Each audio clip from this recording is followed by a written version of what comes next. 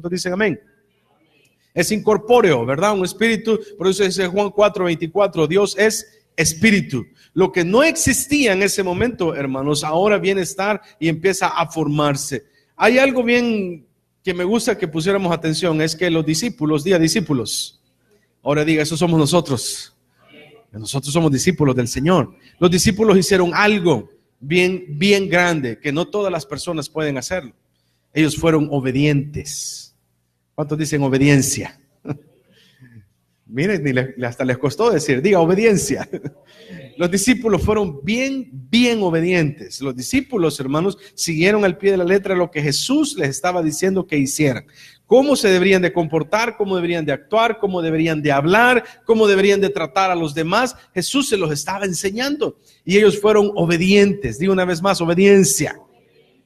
Hay una historia de un señor que está contratando a unos empleados, tiene una empresa muy grande y él dice, yo voy a contratar a unos empleados y pone el anuncio en el periódico, lo pone en diferentes lugares y llegan los empleados. Uno de ellos llega con una maestría, uno llega con un doctorado y dice, tengo todos estos títulos, hablo 3 idiomas, hablo español, hablo inglés, hablo italiano. Oh, le dice, usted no me sirve, tenga, lleve su currículum y váyase. Entonces, todo es decepcionado él. Viene el otro que le dice, mire, yo tengo una licenciatura y una maestría, no tengo el posgrado, pero yo creo que le puede servir a usted para esto. Y hablo 2 idiomas, hablo inglés. Y él dice, oh, no, tampoco usted me funciona. Entonces el señor otro que estaba ahí se agarró sus cositas y se fue. Venga para acá, no se vaya. ¿Por qué se va? No lo he entrevistado todavía. Y le dice, es que yo no tengo ni licenciatura, mucho menos una maestría, mucho menos hablo 3 idiomas, y usted no agarró ni al de 3 idiomas ni al de 2, y yo a puras penas hablo español. Entonces el Señor le dice a él, pero usted debe poder hacer algo. Y dice, pues puedo hacer algo. ¿Qué es lo que usted puede hacer? ¿Ha estudiado algo? No, pues la verdad no he estudiado, pero ¿qué puede hacer?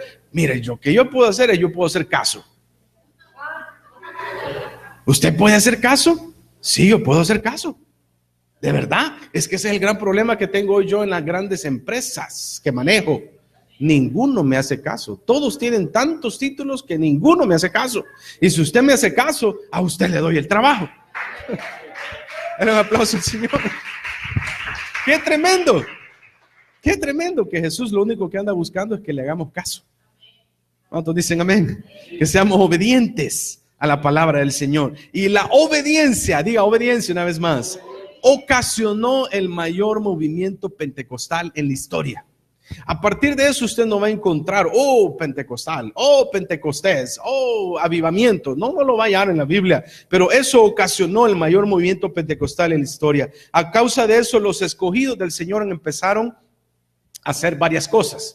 Que eso es lo que nosotros medio hemos empezado y queremos seguir haciendo, y queremos que usted, que hace caso, ¿cuántos dicen amén?, lo hagan para el Señor. Lo primero que ellos empezaron a hacer fue a trabajar en la iglesia. Trabajar en la iglesia. Empezaron a hacer cosas en la iglesia. Segundo de ellos empezaron a proclamar el nombre de Jesús a todas las personas que se les ponían enfrente. A todas las personas. De hecho, los metieron a la cárcel, los azotaron, los intimaron, les dijeron un montón de cosas, porque ellos lo único que hablaban, de lo único que su boca cuando se abría era hablar de Jesús. No hablaban de otra cosa. No hablaban de partidos de fútbol, no hablaban de política, no hablaban de nada más que no fuera Jesús. Diga Jesús.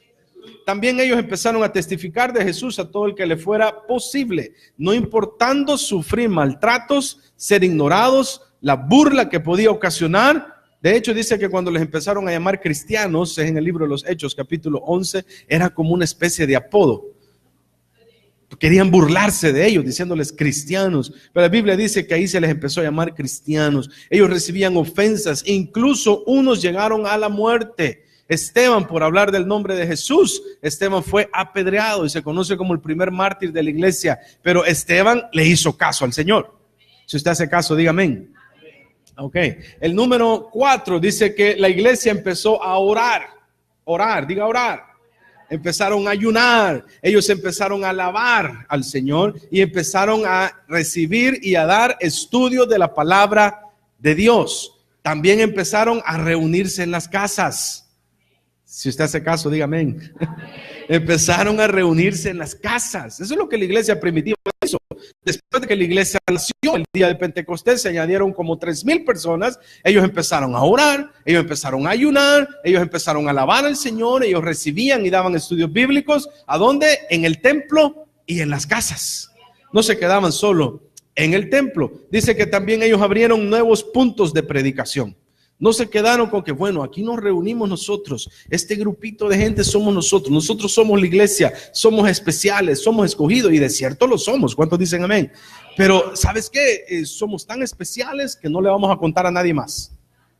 Solo es para nosotros. A nosotros nos escogió el Señor. Somos 120 que estamos en el aposento alto el día de Pentecostés. Dice que estaban todos juntos, unánimes, en oración. Somos nosotros los escogidos. No le cuentes a nadie, porque es para nosotros. El evangelio de Jesús es solo para nosotros. Diga no. Es para toda lengua, toda tribu, toda nación, de todo color, de todo tamaño, de toda altura, de toda constitución física, unos gorditos, otros delgaditos, blancos, amarillos, rojos, negros, de todo. El evangelio de Jesús es para todo mundo. Denle un aplauso al Señor. También la iglesia empezó a recibir ofrendas para que la obra siguiera. Hay un hombre que se llama José, que le llamaban cariñosamente a él Bernabé, que significa hijo de consolación. Y Bernabé dice que vendió su heredad y trajo el valor de su heredad a los pies de los apóstoles, para que ellos lo administraran y vieran cómo lo podían hacer de la mejor manera para que la obra siguiera avanzando. ¿Está conmigo, hermanos? También eso empezó a suceder en la iglesia, y dice que en todo tiempo iban a la oración y ellos estaban dispuestos todo el tiempo, así como nosotros, a hacer la perfecta voluntad de Dios. ¿Cuántos están dispuestos a hacer la voluntad del Señor? Amén. Muchas veces quizás eso no nos va a gustar, la voluntad de Dios, pero hay que hacerla. Fíjese que muchas veces usted va a sentir, oh, yo ofendí a fulano de tal un día, yo le voy a ir a pedir perdón. Dicen amén a eso. Es la voluntad de Dios, que estemos bien los unos con los otros. No podríamos decir nosotros, yo estoy bien, yo voy a la iglesia, yo conozco de Jesús y no he perdonado a otras personas. Hay hijos que no han perdonado a papá o a mamá, o hermanos con hermanos no se han perdonado, o a los abuelos, a las abuelas. Tiene que perdonar. ¿Cuántos dicen amén? Dígame amén, por favor.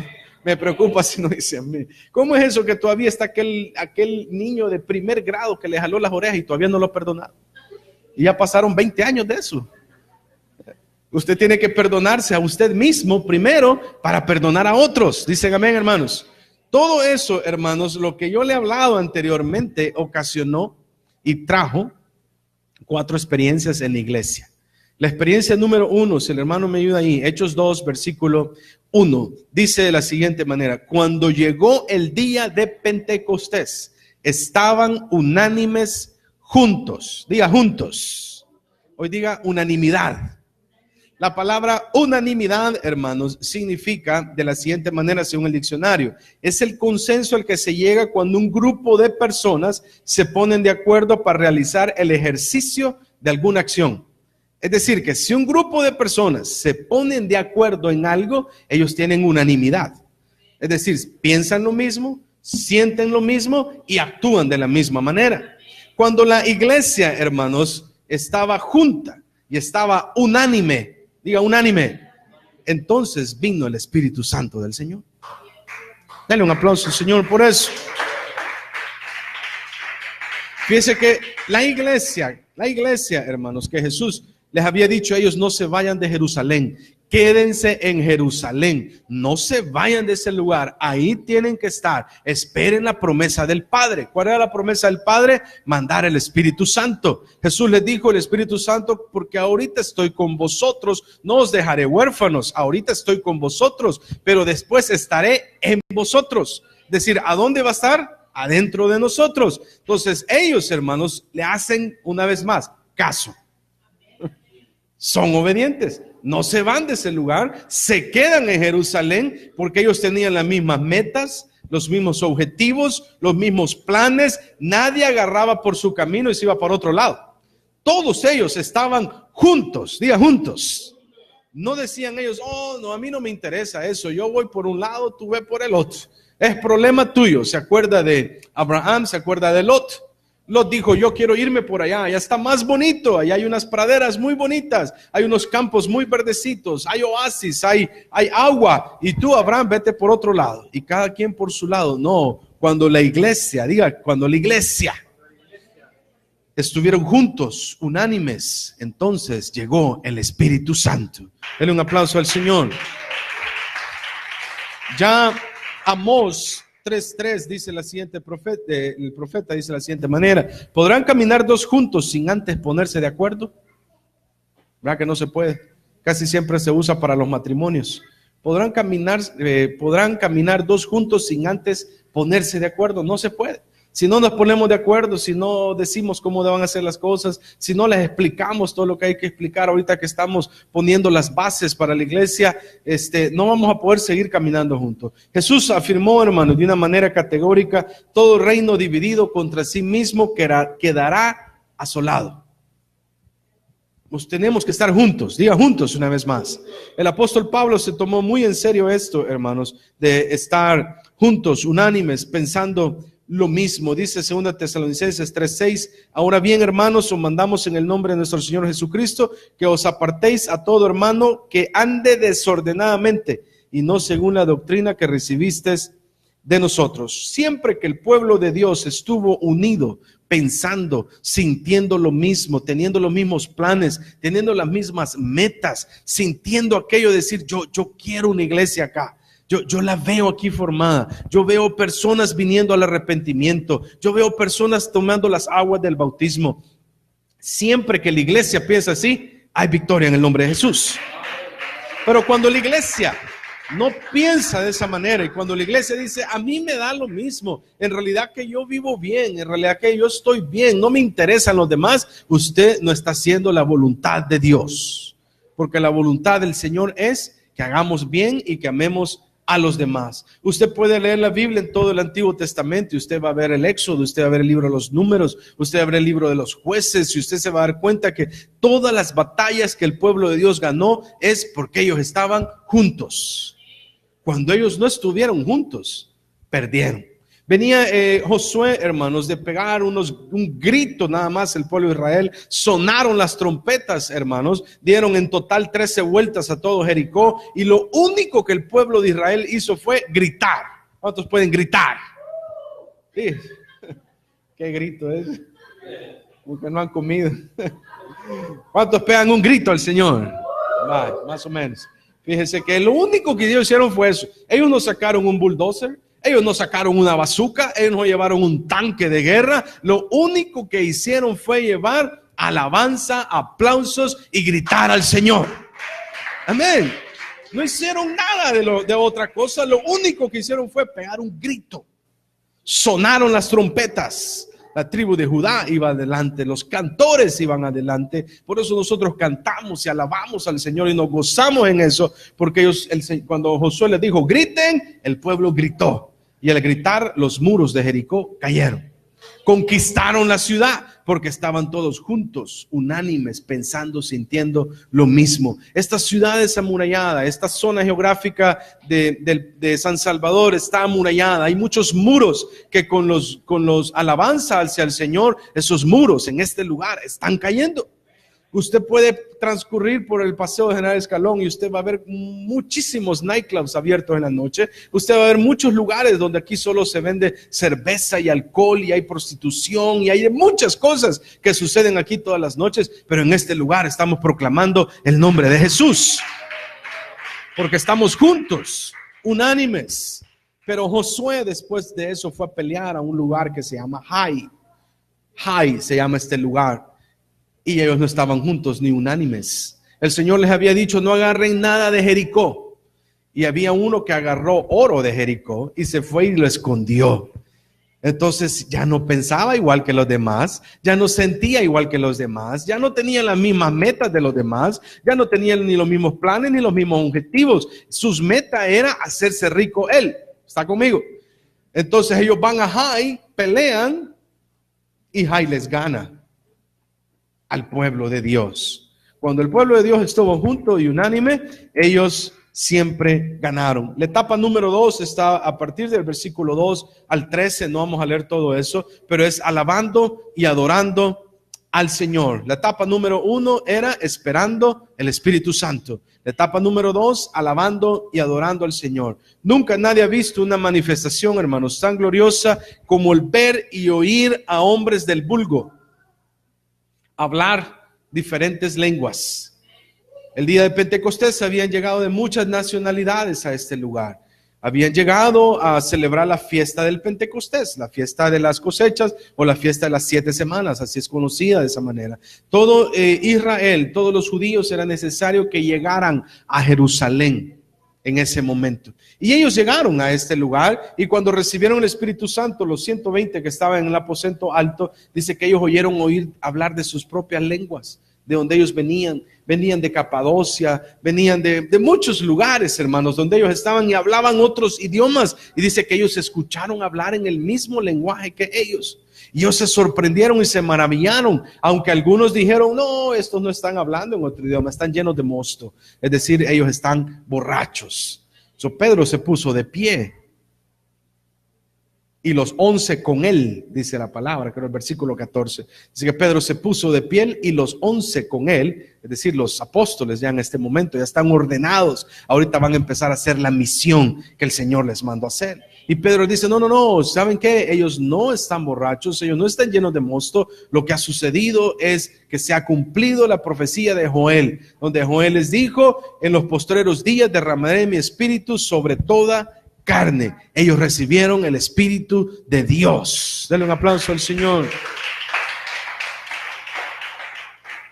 Ese fuego que el Señor les daba ahora, hermanos, ya no era para ser temerosos. ¿Se acuerda que todos se fueron a esconder cuando llevaron preso a Jesús? Dice que Pedro, de hecho, lo siguió a lo lejos, bien de lejos lo siguió Pedro. Pedro no quería ni que lo asociaran con él. Pedro lo niega 3 veces y los demás encerrados. Pero ahora no, por medio del Espíritu Santo ya no había temor. Diga, ya no había temor, ya no había miedo. Ellos ahora estaban listos para hablar de Jesús a todo el que se les pusiera enfrente. Denle un aplauso al Señor. La tercera etapa de la iglesia es la que todos nosotros tenemos que empezar a hacer. Nosotros estamos en estas 4 etapas. La primera, esperando la llenura del Espíritu Santo. La segunda, alabando y adorando al Señor, que es lo que estamos haciendo en este momento. Y la tercera, siendo testigos al perdido. Diga, al perdido. Nosotros ya no estamos perdidos. Dice Jesús que Él es el camino y la verdad y la vida. Si nosotros estamos en Jesús, nosotros estamos en el camino. Y tenemos la verdad y tenemos la vida. Amén. Ok, ahora usted necesita empezar a decirle al perdido, al que no conoce de Jesús, ven a conocer de Jesús, que Él es el camino. Ven a conocer de Jesús, que Él es la verdad. Ven a conocer de Jesús, que Él es la vida. Mientras tanto que no lo conozca, usted no tiene vida. La iglesia empezó a narrar por medio de Pedro todas las transgresiones y los pecados del pueblo de Israel. Pero a la vez Pedro les da la solución. Dice el versículo 37 de Hechos 2, varones hermanos, ¿qué haremos? Y eso es lo que usted va a hacer con una persona en la calle, cuando usted encuentre un perdido en la calle, algún familiar que todavía no conozca del Señor, algún amigo, algún compañero de trabajo, algún compañero de estudio. Cuando ellos le preguntan, y yo veo un cambio en ti, yo veo que ya no te enojas como antes te enojabas, yo veo que ya no gritas como antes gritabas, yo veo que algo ha pasado, ¿qué has hecho? Si usted le va a empezar a hablar de quién, fíjate que es que yo soy muy bueno yo. Es que estoy viendo los consejos de la doctora Polo. Es que estoy viendo los consejos de el horóscopo. Es que estoy leyendo un libro de psicología y eso me ha hecho más bueno. ¿Está conmigo? O usted le va a empezar a decir, ¿sabes qué? Es que en realidad el Señor está trabajando en mi vida y me está cambiando. ¿Cuántos pueden decir amén a eso? ¿Verdad? Eso es lo que Jesús está haciendo con nosotros. Todavía Él está trabajando, hermanos. De repente yo creo que cualquiera de nosotros se enoja. Yo no creo que no hay uno que no se moleste por algo y que de repente el Señor esté así. A todos nos pasa eso, ¿verdad? Pero Jesús sigue trabajando en nosotros. Entonces nosotros le vamos a decir lo mismo que le dijo a Pedro cuando los de afuera le preguntaron, ¿qué haremos? Es decir, ¿qué puedo hacer yo para conocer de Jesús? ¿Qué puedo hacer yo para que mis errores no sigan avanzando? ¿Qué puedo hacer para tener perdón de pecados? ¿Qué puedo hacer para que mi vida cada vez esté mejor con mis familiares, con mi esposa, con mis hijos, con mis amigos, con los vecinos, con todo el mundo? Y usted le va a decir lo que Pedro le dijo: arrepentíos. ¿Cuánto puede decir arrepiéntanse? Y bautícese cada uno de vosotros en el nombre de Jesucristo para el perdón de los pecados y recibiréis el don del Espíritu Santo. Denle un aplauso al Señor. Y ahí es donde la iglesia, en la tercera etapa, la iglesia empezó sus operaciones. Abrieron las puertas y empezaron a proclamar todo el día al Señor Jesucristo. La cuarta etapa de la iglesia es la iglesia caminando en el Espíritu del Señor, es decir, haciendo la voluntad de Él. Al Señor no le interesa que nosotros conozcamos de Él y nosotros nos quedemos sentaditos acá.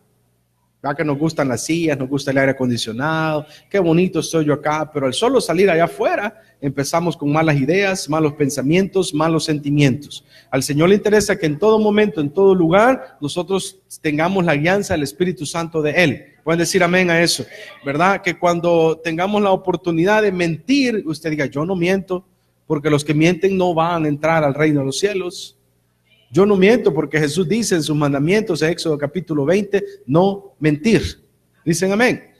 Entonces vamos a caminar en el Espíritu, significa caminar de acuerdo a la voluntad del Señor. Dice que ellos perseveraban en la doctrina de los apóstoles. ¿Qué es doctrina? La palabra doctrina significa enseñanza.